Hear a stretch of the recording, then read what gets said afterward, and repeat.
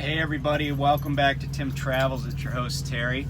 So we are still in California, heading up to Bakersfield to pick up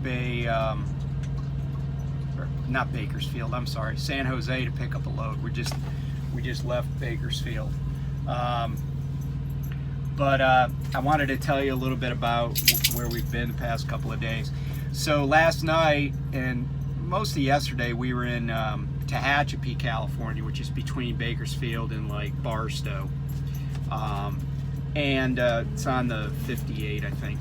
And what's cool about Tehachapi is that it's an old town, and it is famous for being the home of the Tehachapi Loop. And anybody that's a rail aficionado, anybody that knows anything about American railroads will tell you that the Tehachapi Loop is like a bucket list place to go or see. And so if you're not familiar with it, it was actually started in 1874, finished in 1876, and any train that is as long as this loop will actually cross over itself. And this is in the mountains between like Mojave and Bakersfield, so it's the way to get into the Central Valley or out of the Central Valley. So there's like 30 to 40 trains a day that go through Tehachapi. But Tehachapi is a really cool little town, like 14,000 people. It's not so hot because it's up at like 4,000 feet. But that's a cool place.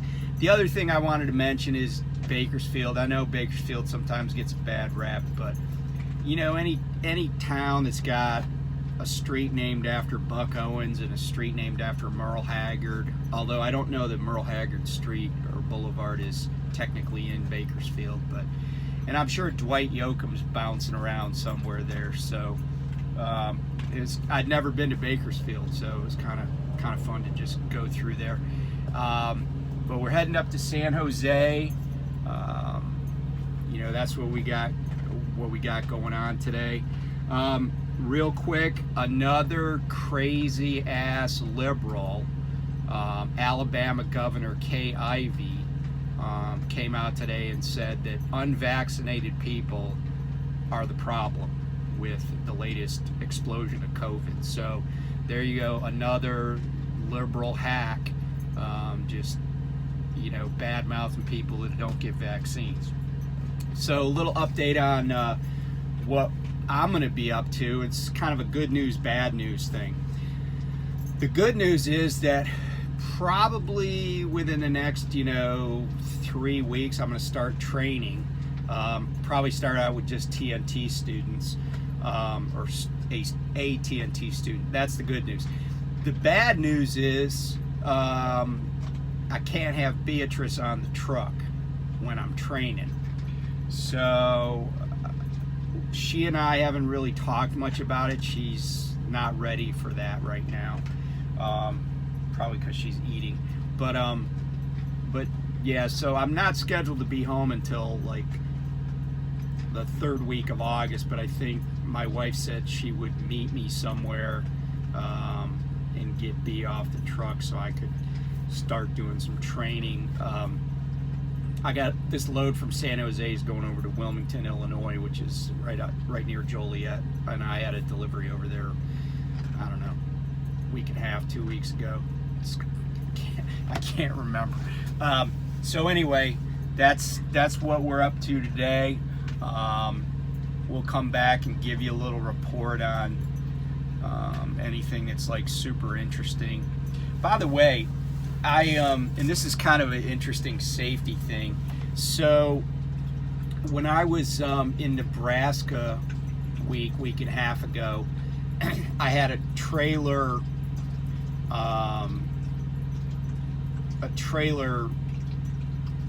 hose / cable suspension spring break just snapped. It was corroded. It was probably, the trailer was an 18 series, so I don't know when those trailers were exactly put in service, but that's the second time I've had a spring do that, where I had to use bungee cords to get the cables up. Now, the first time I just noticed that it was broken. So when you have your tandems way up, you know, the spring's not holding the cables up and the airlines up, so they're close to dragging. And if I remember correctly, the minimum distance that airlines have to be off the ground is like 9 inches. Maybe it's a foot. I have to look it up. But they were definitely too low. And, you know, the last thing you want to do is be going through someplace and get them snagged, because then it's going to be really bad. So I bungee corded them up. Well, this time, the second time, I was actually driving down I-80. It's the middle of the night. Now I was throwing some sparks, and other drivers alerted me to it. But the reason I sent a message to safety on that particular one, and a road assist, is not that not that it was imperiling my vehicle. I just think it's a safety issue if I got to be completely underneath my trailer working on something on the side of Interstate 80 at 3 o'clock in the morning in Nebraska. So, you know, I sent them a message. They have not responded to me. They've totally ignored my message at safety. So I'm going to send them I'm going to send them a test message. I'm going to be like, hey, if I get in an accident, should I send you a message? And I'm just going to see what they say, because I bet they're going to be like, oh, did you get in an accident? And I'm like, no, I just wanted to see if anybody was alive there. Because here's the interesting thing. I had somebody cut me off on I-85 a few weeks ago, and it was like, it was stupid what they did, but they like cut in front of me and then immediately slammed on the brakes. So I had already slowed down, but then my collision alarm went off, and man, safety called me like 5 minutes later when I was pulling into a truck stop, and I didn't hit the person, you know, but they called me immediately. So I guess me laying on the pavement underneath my trailer in the middle of Nebraska at night is not a safety issue to them. But anyway, I'm sharing that with you, not so much to bash on safety, although I would appreciate it when people get a message to at least acknowledge it. But I'm telling you that because it's happened twice on these trailers. In other words, these springs, and I don't know how long these trailers are in service, you know, like the 18s, but after a while, these springs are just gonna fail, right? Corrosion, vibration, just, you know, bouncing up and down. I mean, one solution to avoid needing to use the springs to keep it up is to slide your tandems back, but that also stresses the springs because it stretches them. There probably is a happy medium, but in some places, you know, we're all focused on making sure our axles are right, our weight is right, and then, like, if you're in California, you're worried about the bridge rule and stuff like that. So, you know, the springs it's a little part, they probably don't cost that much, but when they fail, it's kind of a hassle, and you got to do something about it. So I share that with you. When you're doing your trailer inspections, look at those springs. If they're starting to get whitish in color, that's corrosion. And you know, just know that it's a possibility that they could fail, and you know, you don't want those lines dragging on the ground. So anyway, I just got a burrito at El Taco Loco here off the 99. I'm gonna have breakfast, and then we're gonna get on the road, and I'll get back with you guys later. Bye. Hey everybody, it's Terry again. We're at our 90 in 90. We're at our 01. Sorry, we're at our 01 in San Jose, California, or as I like to call it by its English name, St. Joseph. Actually, I don't. San Jose is fine with me. So a little connection that I have to San Jose. I used to advise a company called Smart Paper Networks Corporation, and oh, hold on. Okay, I'm back.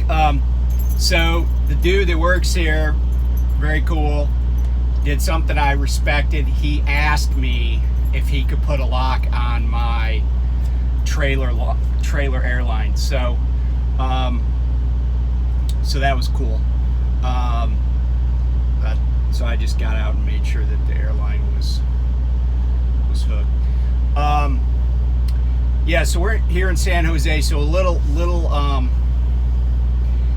personal story. So I used to represent a company called Smart Paper Networks, and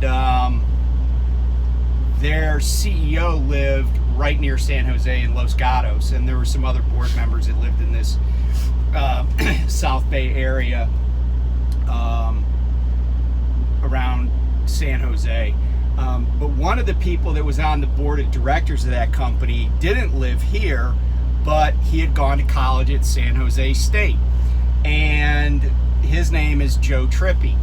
And Joe's been a friend of mine since probably almost 20 years.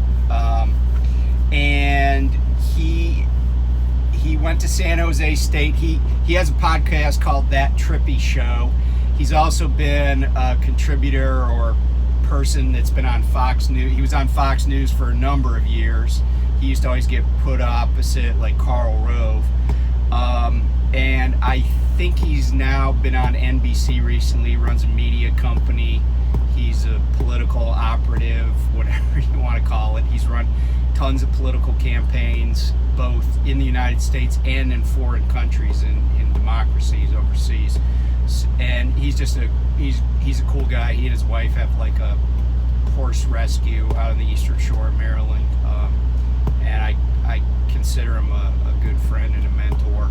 And so Joe was receiving an award at San Jose State, and so a bunch of us, I was living in Arizona at the time, flew up here just to see that, kind of support him, and we also had some meetings and stuff with some companies up here in the Bay Area. But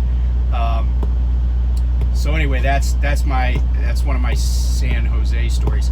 So the other thing that's interesting about San Jose is, well, I'll come back to that in a second. So I also went through Morgan Hill on the way up here. That's where Specialized Bikes are headquartered. It's like my favorite bike company. Although I do own a Trek. We as a family own some Treks, but I'm a big Specialized fan. So anyway, I didn't see any bikes laying around, but went through there. So here in San Jose, housing prices are pretty high, but I wanted to take an opportunity to show you some really nice $1 million homes here. It's kind of interesting because this is like, I'm in a loading dock, but right across the street are some $1 million homes in this neighborhood, and so I thought I would take a minute to show you some of those and see what it's like living out here in the Golden State. So let me turn this around. Okay, so I'm shooting this through my windshield because, you know, people that live in $1 million houses don't want you just like walking around on their street, but there's several of them.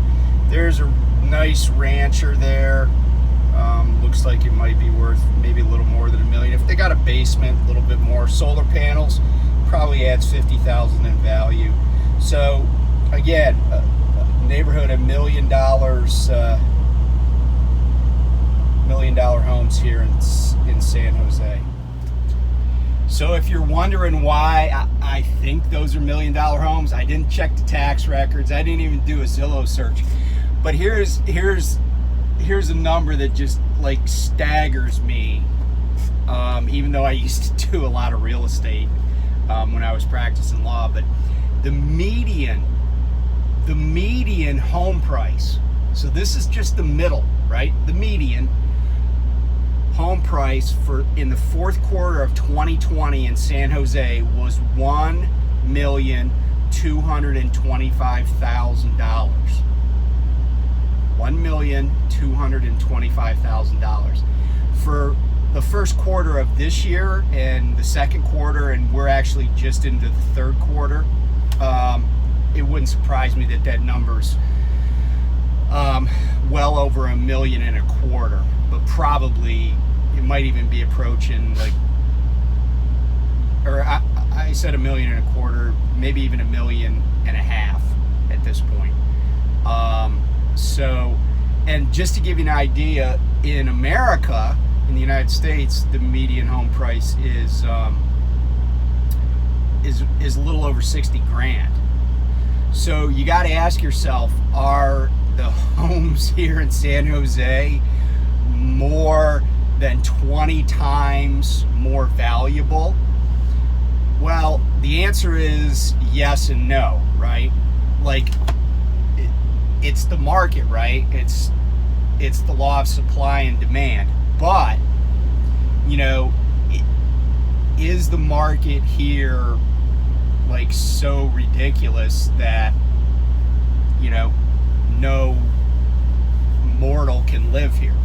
I don't know. I mean, I like San Jose. I like this area, but I don't know that I like it 20 times or 25 times better than where I live. And just to kind of put an exclamation point on this, it's in order to afford that median house in Q4 of 2020, somebody would have had to have had household income of around $203,000 a year. So $203,000 puts you in probably the top 1 to 2% of wage earners in the entire United States. So it's just really significant, and it also points up the problem about where do people live that work at 7-Eleven or work in a grocery store or drive a truck? Well, the answer is they either share a house, share a tiny apartment with a bunch of other people, or they, in the case of maybe a truck driver, they live like 70 miles from work. And that's not an unusual commute here in California. Heck, it's not even an unusual commute in a lot of expensive areas like DC or, New York City, or, you name it. So, anyway, I just thought I'd share that with you. So we're grabbing this load. We're headed for Wilmington, Illinois, and yeah, we'll just get this. They said it's going to take about 3.5 hours because they're actually unloading the cargo that's going in my trailer is coming out of 2 other trailers that are like to my left. So we'll see how that goes. Anyway, thanks for tuning in. Thanks for all our subscribers and viewers. If you don't like,